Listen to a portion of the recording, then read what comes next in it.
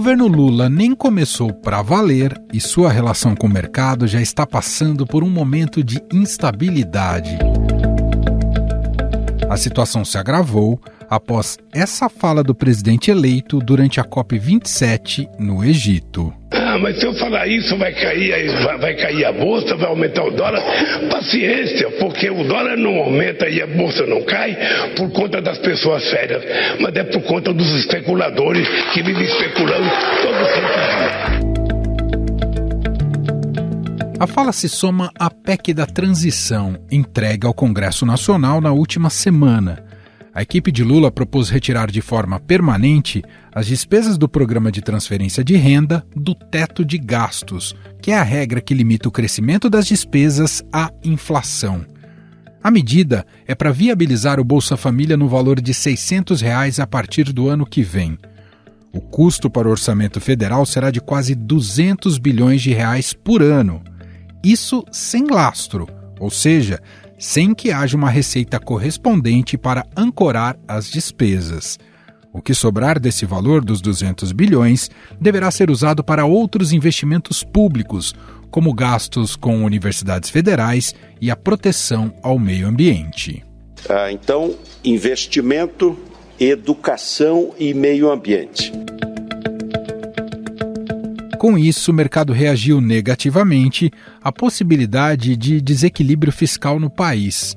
Na última quinta-feira, o dólar comercial disparava 1,46% e era cotado a R$ 5,46. Já o Ibovespa desabava 2,58%. Questionado sobre essa reação dos investidores, Lula, mais uma vez, criticou o mercado. Sabe que não adianta ficar pensando só em responsabilidade fiscal, porque a gente tem que começar a pensar em responsabilidade social.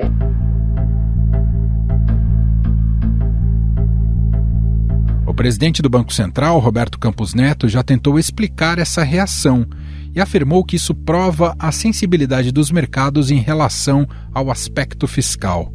Segundo ele, essa sensibilidade ocorre também em outros países, porque as dívidas estão altas. O que hoje o mercado tem uma ansiedade em entender como é que vai ser o fiscal do ano que vem, como é que os programas que foram implementados, se forem continuados, como é que eles vão ser financiados.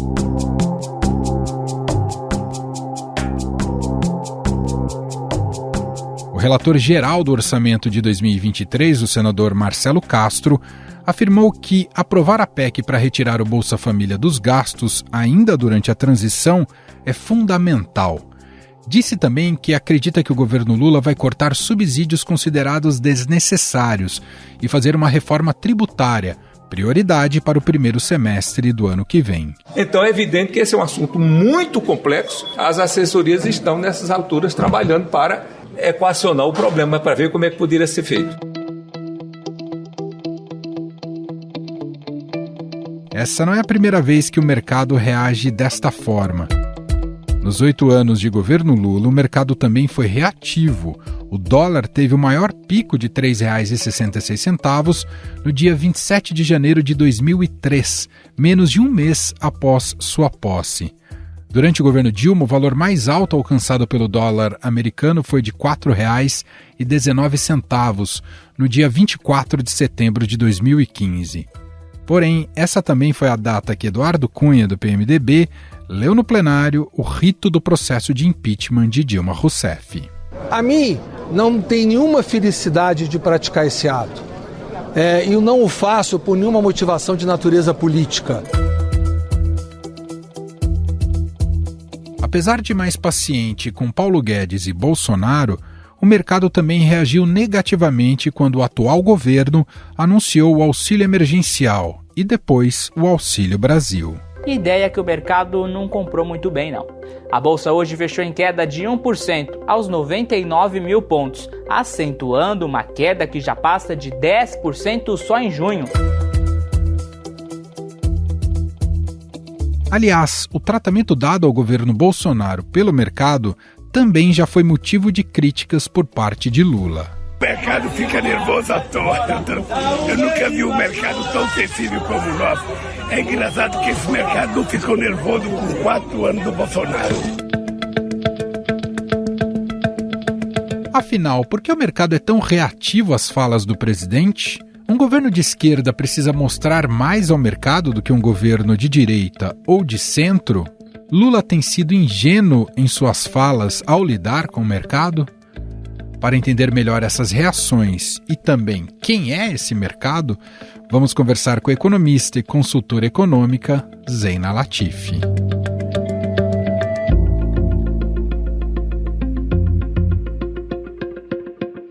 Olá, Zeina, seja muito bem-vinda. Obrigado mais uma vez por ter aceitado aqui o nosso convite. Prazer é meu. Zeina, desde o resultado eleitoral das eleições com a vitória de Lula, a economia virou o principal foco do debate sobre os rumos do país. E mais especificamente o orçamento. Em jogo está garantir uma promessa de campanha que atende aos mais pobres via PEC da transição. Apesar da legitimidade de buscar uma política pública que enfrente a miséria e a fome, Lula trouxe para sua retórica uma lógica maniqueísta, colocando o mercado e a responsabilidade fiscal como os vilões. Então eu queria começar aqui a nossa conversa buscando entender um pouco, inicialmente, quem é esse mercado e sua importância na dinâmica econômica do país.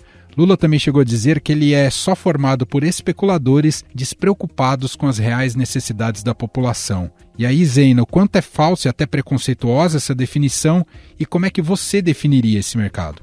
Olha, o mercado financeiro não é um todo homogêneo. Você tem ali diferentes mercados, diferentes dinâmicas. Então, por exemplo, há um tempo atrás se falava muito assim, o mercado financeiro gosta de juros elevados, porque daí vai beneficiar os rentistas, esse pessoal que vive de juros.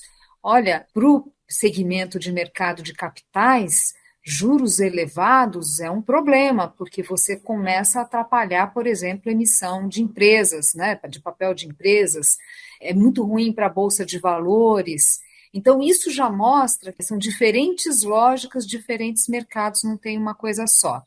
Tem, claro, uma parte do mercado que pode ter algum benefício eventualmente, pode, mas não é essa a lógica. Segunda coisa, o que faz o mercado financeiro no final, Primeiro que nem todo mundo é especulador, você tem ali investidores que estão olhando o horizonte maior, tem de tudo, Mas mesmo o especulador, ele tem um papel muito importante, porque ele provê liquidez, mais liquidez ao mercado. Se todo mundo fizesse um investimento e lá ficasse sentado, não faz nada, não mexe, você não ia ter a necessária liquidez. Então, numa situação de emergência, eu preciso, por exemplo, resgatar algum investimento, já ia ficar difícil, porque a liquidez ia ser baixa. Então, tem sim uma dose de preconceito. Qual que é o papel do operador, do gestor, quem está na linha de frente ali? É um ambiente muito competitivo, as casas concorrem para ver quem que consegue ter maior rentabilidade para todos que têm aplicações financeiras,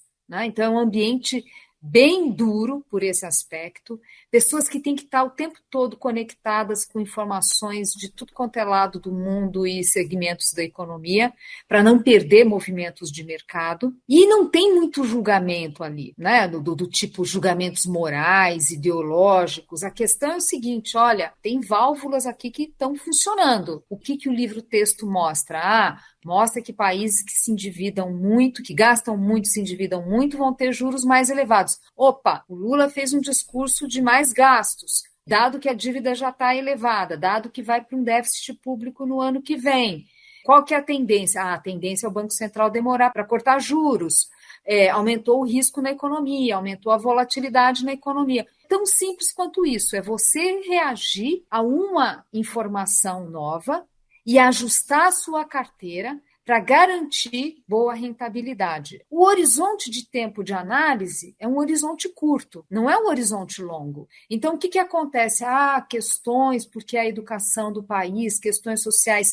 No curto prazo, essas variáveis impactam a dinâmica da economia? Não. Então, não é um tema para o mercado financeiro. Mas é porque é só isso. Não, ir além e fazer maiores julgamentos é um equívoco. Porque daí, se é assim, a gente vai ter que fazer, na verdade, para todos os segmentos. Zeina, outra crítica comum que a gente já tem ouvido desde que o Lula foi eleito, em relação também a esse comportamento do mercado, é dizer que esse mercado foi mais simpático ao Bolsonaro e ao Paulo Guedes do que ele é com o PT. E aí eu te pergunto, Zeina, de fato o mercado tem mais dificuldades em confiar em governos de esquerda e isso não seria um fenômeno só do Brasil? Não, eu não concordo com isso, não. Eu diria para você o seguinte: em 2018, na campanha eleitoral, o mercado financeiro celebrou o crescimento do Bolsonaro nas pesquisas. Aquilo foi muito nítido, celebrou. A gente viu os preços de ativos do Brasil se descolando do que seria, vamos dizer assim, o mais razoável dado o cenário internacional. Havia ali um discurso muito forte do Paulo Guedes. Mas sabe quando a gente viu que a gente também descolou? Por exemplo, no câmbio a gente olha isso muito claramente no governo Temer. Governo Temer, aí sim, quando a gente olha ali, o que aconteceu quando começaram a crescer as discussões sobre impeachment e a perspectiva de uma mudança, de um conserto da política econômica diante dos muitos equívocos do governo Dilma, o mercado também descolou favoravelmente. Agora, a gente viu também isso acontecer no Lula 1, ou mesmo no caminho ali, né, para o Lula 2, ali, já no Lula 2, o Brasil ganhando grau de investimento. E isso que a gente viu no período da pandemia, o tremendo mau humor em relação ao governo Bolsonaro, nenhum outro viu isso. Então, assim, essa frase ela é equivocada. O mercado puniu e muito aquele período 2020, principalmente, até um pedaço de 2021, que a gente viu a taxa de câmbio super descolada. A coisa mais comum era escutar economista falando, olha, pelos fundamentos, pelo cenário internacional, era para o câmbio estar em 4,20, mas está em 5,50. Então, não é verdade, puniu bastante. Depois, com o tempo, mesmo com os furos do teto, né, todas as PECs, que foi um tremendo equívoco na minha visão. Por que o mercado não reagiu tanto? Porque as contas públicas estavam melhorando. Surpresas na arrecadação, bem ou mal a regra do teto ainda que abalada, conseguindo segurar muitas despesas, e o mercado topou dar o benefício da dúvida. E agora, esse estresse do mercado veio depois de alguns dias. E todo o período da campanha em que havia ali as chances reais do Lula ganhar, era, né, o tempo todo correndo na frente, o mercado deu super benefício da dúvida. Não Sim. reagiu negativamente à perspectiva da renovação do Auxílio Brasil em R$600, que é um programa cheio de problema, nitidamente precisa ser reformado antes de ser renovado. De novo, eu acho que é o Lula buscando esse antagonismo que é típico, né? Que Bolsonaro também tem, né? Acho que é uma característica de políticos com esse viés mais populista, buscar o inimigo. Mas, por outro lado, assim, qual a efetividade disso, entendeu? Quando o próprio Bolsonaro, quando falava, olha, esse mercado financeiro não é patriota, qual a ideia? Isso não ajuda em nada. Teria ajudado se o Lula já tivesse se adiantado e anunciado oficialmente qual será o seu ministro da Fazenda? Como é que você entende isso, Zeina? Você tiraria um elemento de incerteza, tendo o ministro. Aí é claro que, dependendo do nome, o mercado ia reagir bem ou mal. Se fosse o Manteiga, ia dar um desespero. Não é qualquer anúncio. Mas certamente tira um elemento aqui de risco e de incerteza e daria uma noção importante, porque a gente está vendo a classe política decidir, sem ter nomes técnicos, sem isso estar num contexto de uma agenda de ajuste fiscal, de uma agenda econômica. É só assim, não, agora a gente tem que garantir que vai gastar mais o ano que vem. Mas e o resto? Não. Então, contexto de uma forma geral. Em que contexto a PEC se insere? Em que a gente está muito no escuro em relação ao que vai ser a agenda econômica do governo.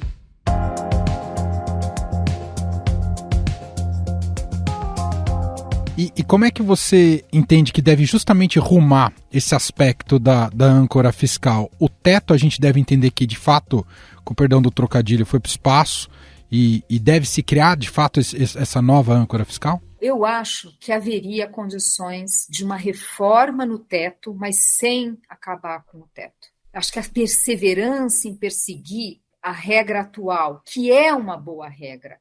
Eu acho mais interessante isso, custo-benefício, acho melhor isso do que procurar uma nova regra. Prefiro reformar o que tem. Procurar uma nova regra, nesse contexto, que cada hora é uma regra que a gente está fazendo e rasgando, a próxima já nasce com uma baixíssima credibilidade.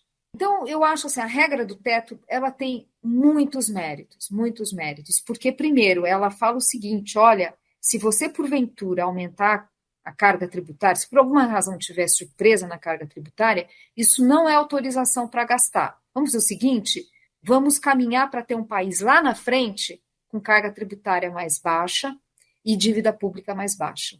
Então, quando fala assim, vamos gastar mais em investimento, eu fico preocupada. Que investimento?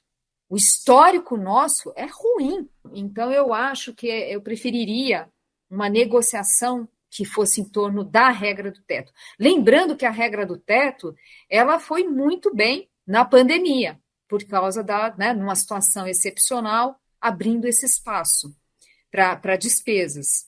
Então, assim, se chegou à conclusão que temos, de fato, uma situação muito excepcional, uma situação de realmente ter que ainda ter uma bolsa, um Bolsa Família, que uma parte está fora, mas porque é transitório, é excepcional, não é uma política permanente. Então, tudo bem, se discute isso. Isso que eu estou falando é muito improvável, né, a julgar pela própria fala. Agora, de novo, o problema não era a regra em si, porque você sempre pode aprimorar. O problema é falta de compromisso com disciplina fiscal no país. Agora, né, para justificar também esse aumento do Auxílio Brasil e futuro Bolsa Família nos R$600, muita gente tem vindo a público e falar o Eduardo Suplicy tinha razão em propor o renda mínima e tal. Todos os programas recentes de transferência de renda no país foram muito vinculados a lógicas e estratégias eleitorais, seja com Lula, seja com Bolsonaro. Como é que você entende que a gente deveria olhar de maneira responsável para políticas públicas como essa? Eu acho que devem ser transitórias, mas o que ser transitória não quer dizer também que seja de vida curta, né? Depende da gente conseguir entregar outras coisas. O ideal seria a gente ter avanço tal na qualidade do gasto público que a gente consiga promover igualdade de oportunidades e, portanto, capacidade de inserção das pessoas no mercado de trabalho com uma vida digna, de tal forma que uma geração recebe a transferência de renda, mas não os seus filhos, não precisa mais. A política deu certo. E aí você realmente vai encolhendo o programa, né? Daí você tem que pensar assim, mas nem todo mundo consegue. A vida não é fácil. Tem gente que não consegue, não pode deixar ninguém para trás, é verdade. Mas aí vai ser um programa muito menor. Essa ideia de focalização, que é o que mais os especialistas falam, é nítido que o Auxílio Brasil peca. É nítido que tem problemas de desenho. Uma preocupação com essas políticas, né, de efeito, vamos dizer assim, mais imediatista, é que muitas vezes tiram a força. Isso não é uma crítica, né, não é no sentido de, então vamos eliminar, mas só para dizer que muitas vezes acabam tirando a urgência dessa outra parte que é essencial, que é cuidar do resto. A pessoa tem que ter saúde, ela tem que ter educação, ela tem que ter saneamento, ela tem que ter capacidade de se empregar, que é, no final, mais eficiente para promover igualdade do que até via sistema tributário. Me preocupa que a gente fica com essa discussão sobre, como você disse, até maniqueísta em relação à questão social, sendo que essa é uma discussão muito mais profunda, de reavaliar as políticas públicas que a gente está fazendo e dar mais efetividade a elas. Para a gente fechar, queria te ouvir sobre a trajetória da inflação, o quanto ela segue sendo perigosa e pode gerar obstáculos para esse início de governo Lula. Olha, a inflação, eu acho que dá para dizer que o pior já passou, e eu nem estou me referindo à redução ali na canetada via redução de impostos de setores ali, combustível, energia. Porque essa canetada, ela acaba tendo alguma influência em alguns preços, né? Você vai ter um setor de serviço que eventualmente se beneficia. Mas nem é isso que eu estou falando, até porque isso daí é uma coisa transitória. Uma queda de preços e, portanto, um recuo da inflação, mas você não mudou de fato a trajetória.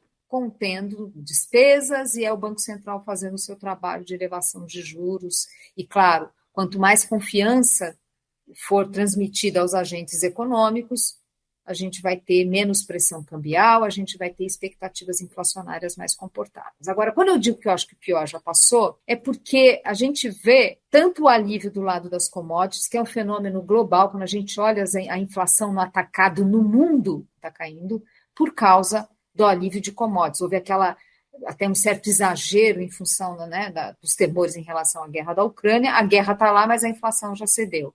Alta de juros no mundo, enfim, essas válvulas da economia, elas funcionam.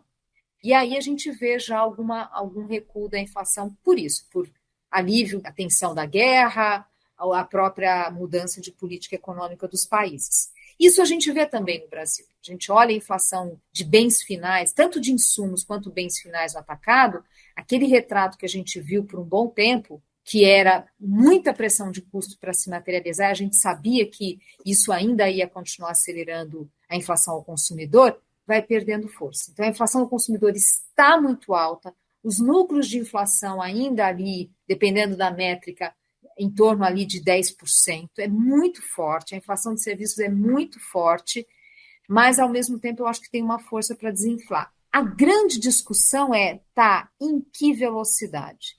Em que velocidade a gente vai ter a queda da inflação a ponto do Banco Central poder cortar juros? Aqui eu fico mais preocupada. Aqui eu acho que vai depender das sinalizações do governo. Importante lembrar que eu vou citar o que aconteceu em 2016. Em 2016, o governo Temer entrou e falou assim, eu vou cuidar do fiscal. Não tinha aprovado nada ainda.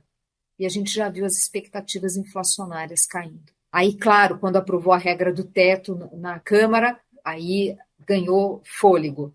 Mas para dizer que essas sinalizações, elas são mostrar o plano de voo e que seja crível. Não adianta falar e você saber que aquilo é só, enfim, é só retórica. Né? Tem que ser crível. Tem que olhar e falar, olha, tem condições, tem grupo técnico trabalhando, tem condições políticas no Congresso. É um compromisso do presidente com isso, não é do ministro da Fazenda, é do presidente o compromisso.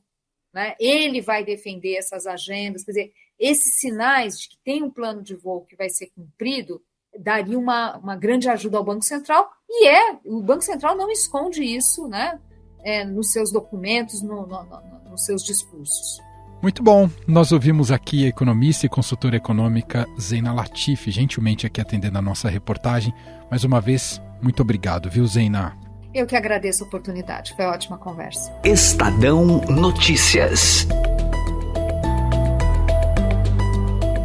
Este foi o Estadão Notícias de hoje, segunda-feira, 21 de novembro de 2022. A apresentação foi minha, Emanuel Bonfim. Na produção, edição e roteiro, Gustavo Lopes, Jefferson Perleberg e Gabriela Forte. A montagem é de Moacir Biasi. Para conversar com a gente, o nosso e-mail é podcast@estadão.com. Um abraço para você, uma excelente semana e até mais.